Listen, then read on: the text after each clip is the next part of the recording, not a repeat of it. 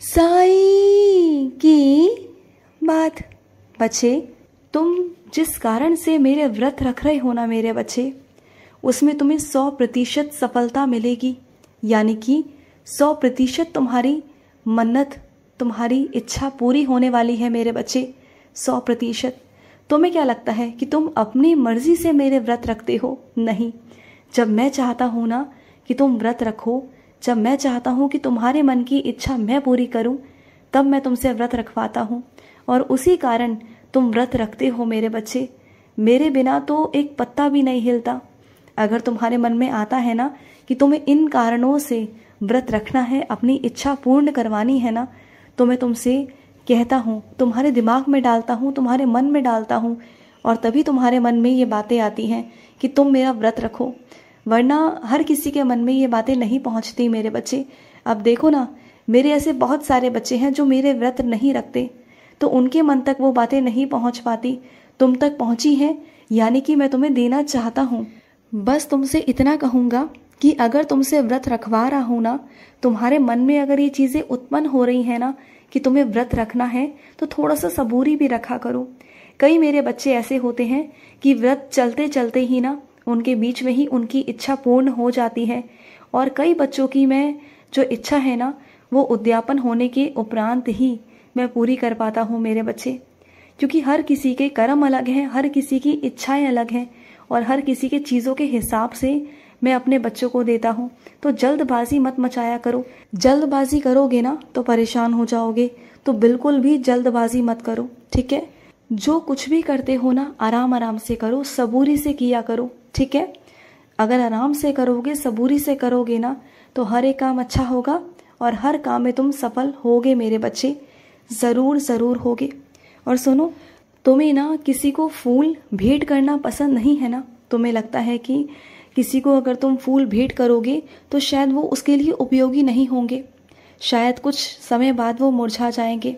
तो सुनो मेरी बात को, बात बिल्कुल तुम सही कह रहे हो, लेकिन बात क्या है ना मेरे बच्चे, कुछ लोग तुम्हारे जीवन में ऐसे होते हैं जिनके लिए तुम कुछ भी कर गुजरने के लिए तैयार रहते हो, उनकी खुशी के लिए, उनके प्यार के लिए। अगर उनको इन फूलों की सुगंध से खुशी मिलती है, प्रकृति से खुशी मिलती है, अगर उन्हें इससे ताजगी मिलती है, तो क्या बुराई है? तो क्या बुराई है मेरे बच्चे? अगर उन सुगंधित फूलों से उनका मन अच्छा होता है, उन रंग बिरंगे फूलों को देखकर उनके मन में ताजगी आती है, खुशी आती है, मुस्कान आती है उनके चेहरे पर, तो क्या बुराई है मेरे बच्चे? मुझे बताओ।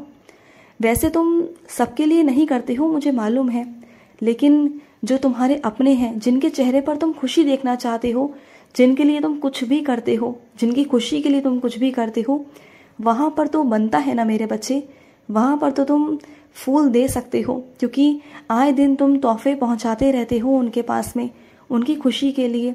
हाँ, अगर कोई औपचारिक रिश्ता है तो वहाँ पर तोहफा देने से पहले सोच लो कि वहाँ पर क्या देना है और क्या नहीं देना।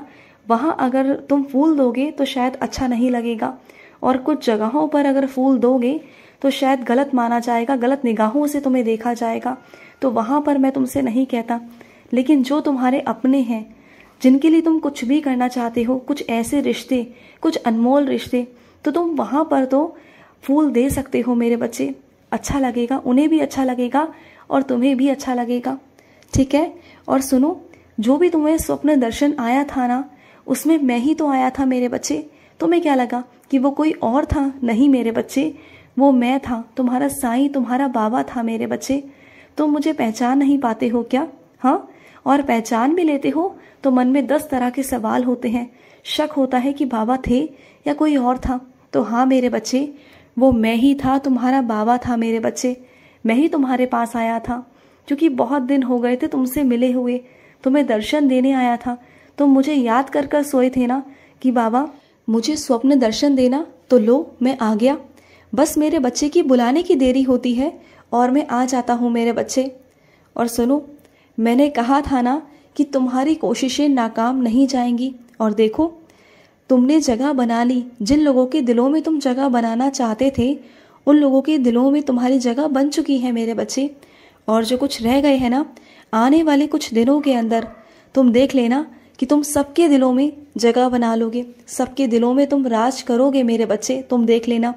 क्योंकि तुम हो ही इतने प्यारे, हो ही इतने अच्छे ना कि कोई तुमसे रूठा हुआ नाराज़ नहीं रह सकता। और तुम्हें बहुत जल्दी ना एक शुभ समाचार भी मिलेगा। बस तुम सबूरी रखना और देखना कि तुम्हारे जीवन में एक ऐसा जादू होगा ना, एक ऐसी जादू की छड़ी को घुमाऊंगा, एक ऐसी लीला करूंगा ना जिससे तुम खुद आश्चर्यचकित हो जाओगे मेरे बच्चे।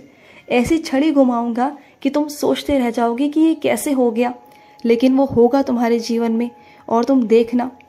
और सुनो, तुम्हारे घर में एक ऐसी जगह है, एक ऐसा स्थान है, एक ऐसा कोना है जहाँ पर तुमने रोशनी नहीं कर रखी है मेरे बच्चे, जहाँ अंधेरा रहता है। चाहे वो तुम्हारा कोई कमरा हो या तुम्हारे घर का कोई कोना हो या फिर आंगन मेरे बच्चे, तुम्हारे घर का आंगन हो, वहाँ पर अंधेरा रहना सही नहीं है मेरे बच्चे। कम से कम शाम के वक्त, संध्या के वक्त वहाँ पर रोशनी किया करो मेरे बच्चे, जो बहुत ज़रूरी है। और सुनो, मैंने तुम्हें उदाहरण दिखा दिया ना कि घमंड करने का क्या नतीजा होता है। देख लिया ना कि वो कहाँ था और कहाँ से आकर कहाँ आ चुका है। उसका घमंड पहले 7वें आसमान पर था, अब वो ज़मीन का भी नहीं रहा मेरे बच्चे। इसलिए कहता हूँ कि चाहे कितनी भी ऊंचाइयों पर पहुँच जाओ, कितना भी कहीं पहुँच जाओ ना, किसी की इज्जत करना मत भूलना, किसी के लिए कुछ करना मत भूलना। अपने आप को हमेशा ज़मीन से जोड़े रखना, हमेशा। कभी किसी को नीचा दिखाने की कोशिश मत करना। अगर कोई घमंड दिखाने की कोशिश करता है ना, तो वो ऊंचाई से नीचे आने में वक्त नहीं लगाता मेरे बच्चे। और अगर कोई बिना घमंड के अच्छे से रहता है ना, ईश्वर की बंदगी करता है और ये सोचता है कि जो उसके पास है वो सब ईश्वर का है और मदद करता है मेरे बच्चों की, तो उसके पास कभी किसी चीज़ की कोई कमी नहीं आती मेरे बच्चे। और सुनो, तुम जैसा जीवन चाहते थे ना, जैसा चाहते थे वैसा ही होगा। अब सब कुछ वैसा होगा, उसी तरीके से होगा जैसा तुम चाह रहे थे, वही तरीका होगा, वही सब कुछ होगा मेरे बच्चे। तुम बिल्कुल चिंता मत करो। तुमने जैसे जैसे मुझसे कहा है ना, अब सब कुछ वैसा होगा, उसी हिसाब से होगा, सब कुछ वैसा होगा। तुम घबराओ मत। और सुनो, जहाँ पर तुम सामान लेने जाते हो ना, एक बार हिसाब देख लेना मेरे बच्चे, और सामान को भी देख लेना एक बारी से, क्योंकि हिसाब में भी गड़बड़ी है और सामान में भी मिलावट है मेरे बच्चे। क्योंकि तुम जहाँ से अपने घर का राशन लेते हो, जहाँ पर कुछ चीज़ें लेते हो ना, वहाँ पर चीज़ें अब मिलावटी आ रही हैं और तुम्हें धोखे में रखा जा रहा है, तुम्हें बताया नहीं जा रहा। तो सबसे पहले अपने हिसाब को मिलाओ, सामान को भी देख लो कि कहाँ पर तुम्हारा सामान कैसा है। जहाँ से भी तुम अपना कच्चा सामान लेते हो ना, वहाँ से चीज़ों को देखो कि वहाँ पर दाल में तो कुछ नहीं, या किसी सामान में तो कुछ नहीं है, क्या मिलावट वहाँ पर हो रही है। और अगर ऐसा लग रहा है तो तुम एक बार दुकान बदल कर देखो, क्या पता तुम्हें थोड़ा मूल्यों में फ़र्क नज़र आए। क्योंकि तुम एक ही दुकान पे जाते हो हमेशा, क्योंकि तुम कभी मोल भाव नहीं करते, कभी किसी और दुकान पे नहीं जाते हो, और इसी का फ़ायदा वो उठाता है मेरे बच्चे। तो तुम थोड़ा सा अपने आप को थोड़ा सा आगे निकालो, इस दुनिया के साथ साथ चलने की कोशिश करो, अपने आप को जागृत करो मेरे बच्चे। तुम्हें इस वक्त ना समझदारी की बहुत ज़रूरत है, और जहाँ से 2 पैसे बच रहे हो वहाँ से 2 पैसे बचाया करो मेरे बच्चे। और अगर थोड़ा थोड़ा पैसा भी बचाओगे ना, तो देखना एक वक्त में आकर वही पैसा इकट्ठा इतना हो जाएगा कि तुम्हारे किसी ना किसी काम में ज़रूर आएगा। क्योंकि पैसों की ज़रूरत तो आए दिन घर में पड़ती रहती है, आए दिन कुछ ना कुछ काम होते हैं। अगर थोड़े थोड़े पैसे भी बचाओगे, अगर सिक्के भी बचाओगे ना, तो ये भी तुम्हारे काम ही आएंगे आगे चलकर।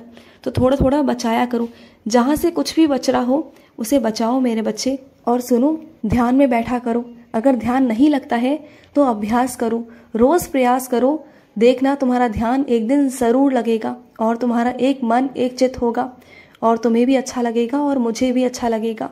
तुम देखना तुम्हारा मन शांत होगा। खुश रहो। आज का साई संदेश समाप्त हुआ।